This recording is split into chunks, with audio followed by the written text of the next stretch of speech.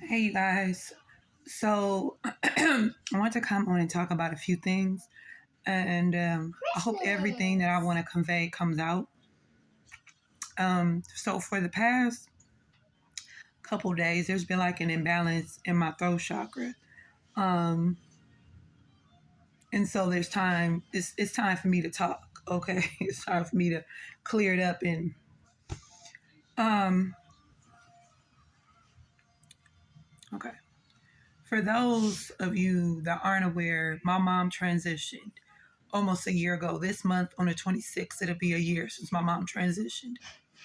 And I was talking to somebody not that long after her transition, and they were saying, because I was telling them, I was sharing with them that, things were becoming even more intense for me. And she mentioned some things to me that made me understand that it was deeper. I already understood the depth of uh, what was going on. That day that my mom transitioned, it was a different type of day that I had been experiencing. And I'm going somewhere, you already know I'm going somewhere with this. It had been a different type of day. The day just felt different. First of all, my son, I remember that day, he slept in really, really late. Um, and the energy just felt different. Okay. But even the days leading up to my mother transitioning was just different altogether. I felt more in my goddess energy. I felt more um, divinely connected to my femininity, if that makes sense. There's a video, I don't know if I'm gonna be able to do it because I ain't really good at all that. But like, if I could link it in this video, I'm gonna find a way to do it. It was a video I made before. Um, but this is what I'm getting at. The saying that the last will be first and the first will be last.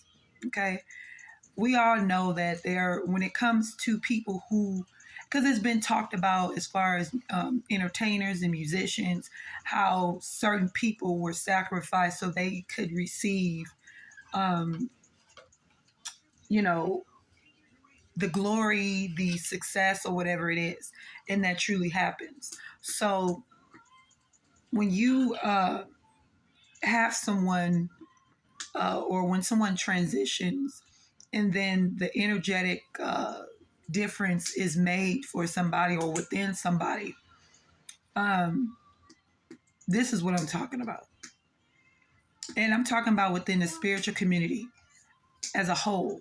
But I'm using my personal, experience as an example, so you guys could furthermore understand what I'm putting out there.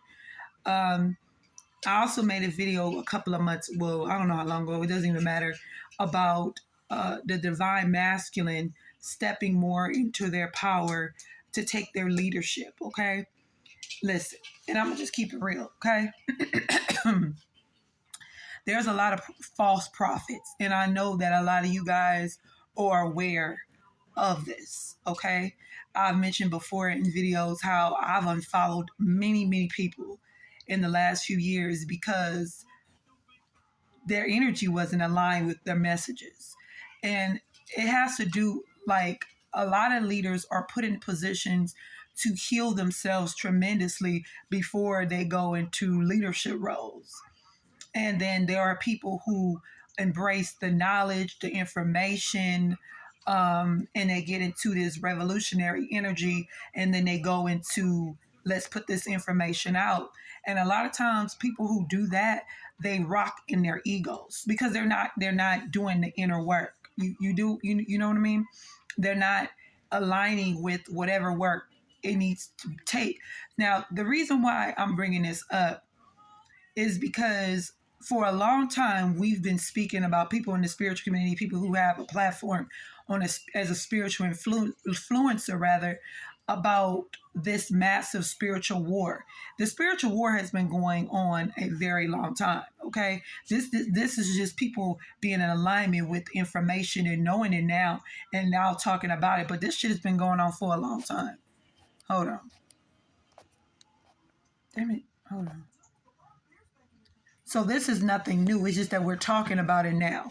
We become more, you know, yeah, want to say, aligned with courage to talk about it, because a lot of people who are leaders or people who have platforms, whether it's, people who are famous or whoever, it's people who got taken out because they've used their voices. But now with us, like we are in the spiritual war, a lot of us are I should say severely, but powerfully protected because we have a purpose of speaking out and teaching and showing and spreading knowledge. But we needed to heal, and we needed to go through all these, dark shadow periods in our lives. And again, like I made in that video when I was encouraging the divine masculine to step up in their energy, to start leading and start putting information out there, start teaching, it's time. Not just for the divine masculine, but for the divine feminine as well. We have had our ancestors go before us that if they had their choice and they had the healing and the knowledge and everything else, they would have performed their duties. But now it's put on us. We are the ones who's supposed to step the F up. We're supposed to be encouraging our children and our loved ones and the people that we don't even know of, like consciously, to rise up out of their stagnancy, out of their oppressiveness, out of their, not having confidence or whatever, to be out there and put the messages out there. This is why I'm always drawn to certain energies and people that have this on them.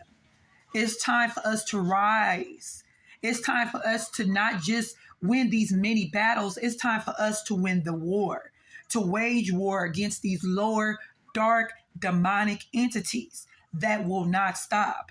And the more we stay comfortable, the more we stay quiet, the more they're able to get to certain people. You ever notice that, like, you might even be under, like a lot of us go under attack. We get under attack a lot. They wage war, these entities, they use people in human form to come against us. But the more you stand in your power, the more you surrender, the more you resist, the more you do whatever you do, them bitches will fall back. Those are dark, lower entities they are the weakest bitches out here. I done stood up to them for years. I've been doing it.